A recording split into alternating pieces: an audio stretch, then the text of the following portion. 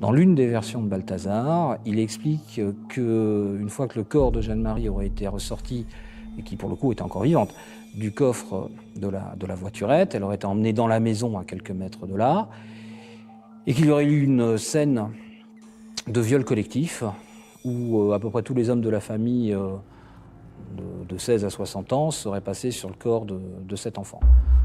On n'en retrouvera pas l'ombre d'une preuve ou d'une trace. C'est un discours isolé, mais c'est encore une fois un crescendo dans l'horreur des événements.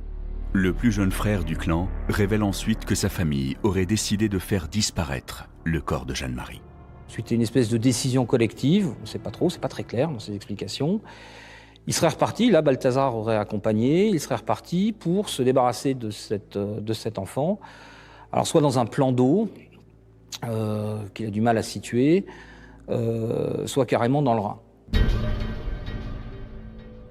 Après ces révélations, les gendarmes questionnent les autres membres de la famille. Aucun d'entre eux ne réfute la version de Balthazar, mais personne n'avoue clairement non plus.